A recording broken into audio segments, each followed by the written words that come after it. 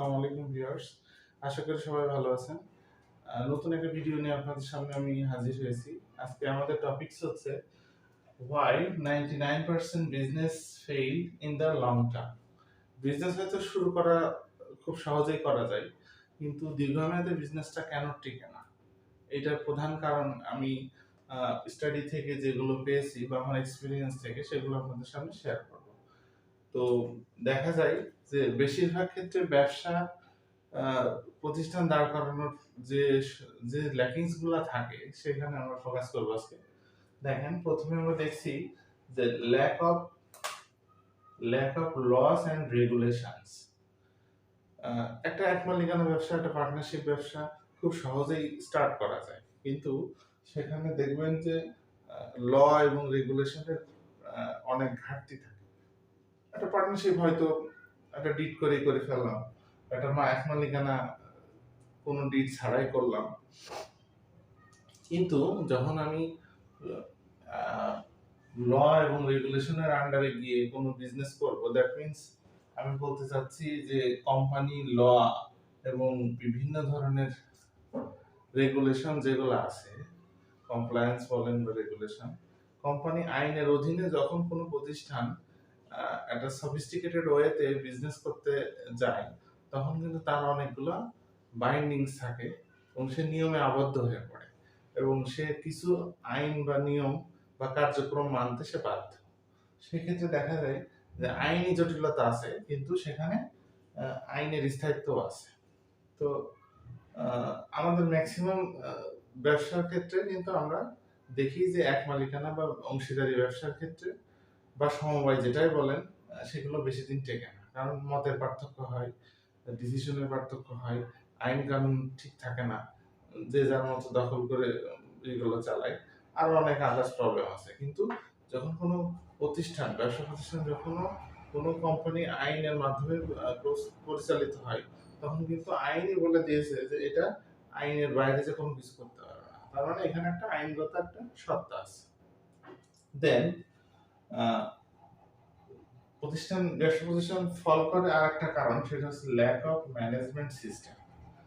Management system বলতে আমরা দেখেন, নর্মালি এক মালিকানা, অংশীদারি বা সমবায় কিন্তু আমরা নিজেরা করার চেষ্টা করি, বা সেখানে ম্যানেজারিয়াল সিস্টেম গুলো অত ডেভেলপ না। একটা কোম্পানির ক্ষেত্রে হয় কি, সেখানে মালিক পক্ষ আলাদা থাকে, সেখানে ম্যানেজমেন্ট আলাদা থাকে, সেখানে HR, admin, accounts, VAT, finance, marketing, sales, production সব আলাদা আলাদা থাকে এবং সেখানে তার স্পেসিফিক দায়িত্ব দেওয়া থাকে এবং প্রত্যেকটা ইন্টারলিঙ্কড করা থাকে। তো যার কারণে দেখা যায় যে আমি যখন প্রত্যেকটা সেগমেন্টে লোক নিয়োগ করা থাকে এবং সিস্টেম বিল্ড আপ করা থাকে, তখন আমরা কিন্তু ওই সিস্টেমের উপর ভর করে কিন্তু একটা ব্যবসা প্রতিষ্ঠান দীর্ঘমেয়াদে চালাতে পারি, যেটা আমরা সাধারণ ব্যবসা প্রতিষ্ঠানে মানে নর্মালি আমরা চোখে পড়ে না। দেখেন, নেক্সট হচ্ছে fail to adapt with the changes. এমন কোনো বিজনেস নেই যেখানে কোনো রিস্ক নাই, চ্যালেঞ্জ নাই। তো সেক্ষেত্রে ছোট ব্যবসা বা এক মালিকানা বা এই ধরনের ব্যবসাগুলা কোনো চ্যালেঞ্জ আসলে যদি সে সেটাকে ম্যানেজ করতে না পারে, সে যদি তার এক্সপার্টাইজ ব্যবহার করে সে সেটাকে মোকাবেলা না করতে পারে, তখন কিন্তু সে ফল করবে। কিন্তু বিজনেস যখন এরকম একটা সফিস্টিকেটেড ওয়েতে হবে বা কোম্পানি ফর্মে হবে, তখন কিন্তু সে তখন এক্সপার্ট নিয়োগ করবে, এক্সপার্ট যারা, প্রফেশনাল যারা, তাদেরকে সে হায়ার করবে এবং তার সেই চ্যালেঞ্জগুলো মোকাবেলার জন্য সে স্টেপ নেবে। কিন্তু আমাদের যেটা হয় যে আমরা নিজেরাই ছোটখাটো ব্যবসা বা কোনো সিস্টেম বেসড ছাড়াই যে ব্যবসাগুলো চলে, এই ব্যবসাগুলো কোনো রকম এক্সপার্টাইজ ছাড়াই আমরা শুরু করি এবং এক্সপার্টাইজ না থাকার কারণে নিজেরাই আমরা করার চেষ্টা করি এবং আমরা কিন্তু মনে করি যে না, আমরা সলভ করতে পারবো। বাস্তবে কিন্তু সেটা হয় না। তো প্রত্যেকটা বিজনেস প্রবলেম আছে, প্রবলেমের সলিউশন আছে, সলিউশন করার জন্য এক্সপার্ট লোক আছে, তাদেরকে সঠিকভাবে আহ, আমার সেই প্রতিষ্ঠানে ওরিয়েন্টেশন করা সম্ভব হয় না। যারা করতে পারে তাদের প্রতিষ্ঠানগুলো টিকে থাকে। যাই হোক, ছোটখাটো ব্যবসা বা এক মালিকানা বা সিস্টেম লেস যে বিজনেস গুলা, সেগুলাতে এই সমস্যাগুলো খুবই প্রকট। আচ্ছা, কোম্পানির ক্ষেত্রে যেটা হয়, সেখানে বৃহৎ পুঁজি থাকে, বৃহৎ একটা সিস্টেম সেখানে দাঁড় করানো থাকে, সেখানে প্রত্যেকটা ডিপার্টমেন্টের জবাবদিহিতা থাকে, সেখানে কাজের এবং চেইন অফ কমান্ডটা ঠিক থাকে, এবং এক প্রকার বলতে পারেন যে অ্যাকাউন্টেবিলিটি থাকে, যার কারণে কিন্তু চ্যালেঞ্জ আসলে সেটা মোকাবেলার জন্য একটা পরিবেশ থাকে সেখানে। যাই হোক, নেক্সট হচ্ছে ল্যাক অফ গুড গভর্নেন্স। আসলে গুড গভর্নেন্স বলতে আমরা বুঝি যে কোনো প্রতিষ্ঠানে যখন ট্রান্সপারেন্সি থাকে না, স্বচ্ছতা থাকে না, আহ, এবং অ্যাকাউন্টেবিলিটি থাকে না, জবাবদিহি থাকে না, তখন কিন্তু সেই প্রতিষ্ঠান মানে সঠিকভাবে তার মানে কন্টিনিউয়াসলি চলতে পারে না। কারণ যেটা হয়, মালিক পক্ষ যখন জবাবদিহি থাকে না, তখন কিন্তু মালিক পক্ষ বলেন বা কোনো ম্যানেজমেন্টের বডি বলেন, সে কিন্তু বিভিন্ন ধরনের করাপশনের সাথে জড়াবে, এবং সে যার ফলে আলটিমেটলি কোম্পানির লস হবে বা প্রতিষ্ঠানের লস হবে, সে কোম্পানি না ছোটখাটো হোক, সেটা সেখানে লস হবে। এবং এক কথায় বলতে গেলে আমাদের কোম্পানি আইনের মাধ্যমে যদি কোম্পানি কোনো প্রতিষ্ঠান চলে, তো রেগুলার অডিট করতে হয়, তার একটা নির্দিষ্ট পলিসি মেনটেন করে তার অ্যাকাউন্টিং সিস্টেম চালু রাখতে হয়, তার ফান্ড রাইজিং এর কিছু পলিসি আছে, তার অপারেশনাল কিছু পলিসি আছে, তার কিভাবে সে ট্যাক্স দিবে, ডিভিডেন্ড দেবে, কি করবে না করবে, সব ডিটেলস কিন্তু একটা পলিসি আছে, যেটা কোম্পানি ট্রান্সপারেন্সি বৃদ্ধি করে। এবং বছর শেষে কিন্তু তাকে একটা রিপোর্ট দিতে হয়, ফাইন্যান্সিয়াল, যেটা কিন্তু এক মালিকানা অংশীদারি বা সমবায় সমিতিতে আছে বাট কম। সেটার জবাবদিহি নেওয়ার এবং দেওয়ার যে বডি, সেগুলোর অস্তিত্ব খুবই কম, এবং সেখানে সেটা শক্তপোক্ত না।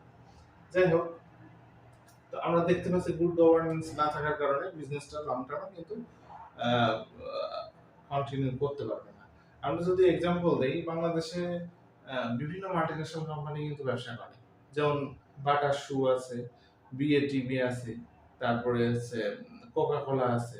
এরা কিন্তু মানে 100 বছর প্লাস, নেসলে আছে, কোম্পানির ব্যবসা করে।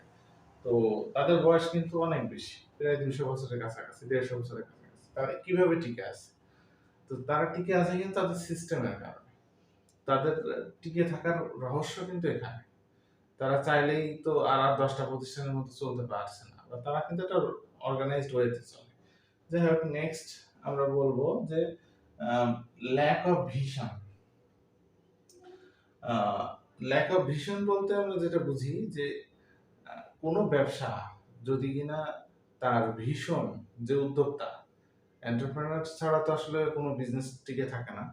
ফার্স্ট জেনারেশন উদ্যোক্তা, সে কিন্তু একটা ভিশন নিয়ে আগাচ্ছিল, এবং সেই ভিশনগুলো তার একটা নোটেড ছিল।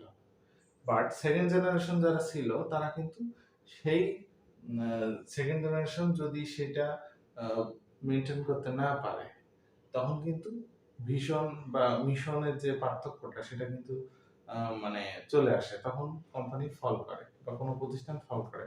ফর এক্সাম্পল, সহজ ভাষায় বলি, ধরেন আমার আব্বার একটা রেস্টুরেন্ট ব্যবসা আছে, সে ব্যবসাটা করেছে তার জীবদ্দশায়, আমি সাথে থেকেছিলাম। তো একটা সময় যে সে হয়তো আর পৃথিবীতে নাই, তো তখন আমি হাল ধরেছি। বাট কেন জানি মনে হলো যে না, আমার আমার বাপ যে ভীষণটা ছিল তার ভিতরে, সে সে যে উদ্দেশ্য নিয়ে ব্যবসাটা করতে চেয়েছিল, আমি কিন্তু আমার মনে হয়েছে না, এই ব্যবসা থেকে আমার অন্য ব্যবসা করা ভালো। তার মানে কি, আমি তার ভীষণ থেকে আমি কিন্তু ছিটকে পড়লাম। কিন্তু একটা প্রতিষ্ঠান যখন অর্গানাইজড ওয়েতে বা কোম্পানি সেট আপের মাধ্যমে ব্যবসায় নামে, তখন কিন্তু সে ডিটারমাইন্ড থাকে এবং সবকিছু লিখিত থাকে মেমোরান্ডাম, যে না, আমি এই ব্যবসাটা করতে এসেছি এবং এটা আমি করব, বাই হার্ট আমাকে এটা করতে হবে। কমিটমেন্টও থাকে, বিভিন্ন লেন্ডার বা যারা ক্রেডিটর থাকে, তাদের কাছে একটা কমিটমেন্টও থাকে যে আমি আমার সেলস ভলিউম বা আমার প্রফিট এখানে দেখতে চাই বা দেখাতে চাই। তো সেখানে ভিশন কিন্তু অনেকটা ক্লিয়ার থাকে। যাই হোক, আমি মেজর যে কারণগুলো, সেগুলো এখানে ফোকাস করার চেষ্টা করেছি। এখানে আমি একটা মন্তব্য লিখেছি যে no business is bad, but problem is managing the business. পৃথিবীর কোনো ব্যবসায় খারাপ না, বৈধ যে কোনো ব্যবসায় ভালো, বাট প্রবলেম যেখানে হয় সেটা হচ্ছে ম্যানেজিং দ্য বিজনেস, বিজনেসটাকে ম্যানেজ করা। জিনিসটাকে ম্যানেজ করতে পারাটাই কিন্তু সফলতা বা টিকে থাকার মূল অর্থ। Choose business system not the business. আপনাকে কোনো বিজনেস শুরু করতে হলে আগে ভাবতে হবে যে এই ব্যবসাটা আমি কতদিন করতে পারবো, ওই ব্যবসাটা আমার জন্য উপযোগী কিনা। প্রত্যেকের জন্য প্রত্যেক ব্যবসা উপযোগী হবে বিষয়টা তা না। আপনাকে যে কোনো একটা সেগমেন্টে যেতে হবে এবং সেই সেগমেন্টে আপনাকে কাজ করতে হবে। তো যাই হোক, আমি ওভারঅল একটা মানে সামারি করে বলতে পারি যে যদি কিনা অর্গানাইজড ওয়েতে একটা কোম্পানি সেট আপের মাধ্যমে কোনো ব্যবসা প্রতিষ্ঠান রান করা সম্ভব হয় এবং সেখানে যদি আম, কিছু এখানে উল্লেখিত যে বিষয়গুলো আছে এই বিষয়গুলো যদি সঠিকভাবে মেনটেন করা সম্ভব হয়, আশা করা যায় যে না, ব্যবসাটা ভালো করবে এবং আলটিমেটলি তার প্রফিটও বাড়বে এবং তার ওয়েলথ ম্যাক্সিমাইজেশনও হবে, সে লং টার্মে সাস্টেন করবে। মানে সে কয়েকশো বছর ব্যবসা করার সে সক্ষমতা তার তৈরি হবে। সে জেনারেশন চেঞ্জ হোক আর না হোক, চেঞ্জ হবে এটাই স্বাভাবিক, এবং হলেও তার ভীষণ মিশন বা তার লক্ষ্যটা চেঞ্জ হবে না, বরং আপগ্রেড হতে থাকবে। তো যাই হোক দর্শক, আপনাদের সামনে আমি আমার মেসেজটা হয়তো দিতে পারছি যে একটা ব্যবসা, আমরা কিন্তু সবাই ব্যবসা করার জন্য মুখিয়ে থাকি যে ব্যবসা আমরা করব, ভালো হব, বড় হব। কিন্তু সমস্যাটা যেখানে হয়, আমরা ব্যবসা করতে যে এই জিনিসগুলো না জেনে আমরা কিন্তু ব্যবসা করতে নামি এবং আমরা লস করি, একদম পুঁজি হারাই। আলটিমেটলি কিন্তু আমরা বলি যে ব্যবসা ভালো না, ব্যবসা লস হয়, এ হয় তা হয়, বিভিন্ন সমস্যা আমরা দেখাই, কিন্তু বাস্তবে কিন্তু সমস্যা কিন্তু এখানে। এই সমস্যাগুলো অ্যাড্রেস করে তার সলিউশন করলে আমি কনফিডেন্টলি বলতে পারি ব্যবসা আপনার ভালো হবে, হতে পারে। Thank you. আল্লাহ হাফেজ।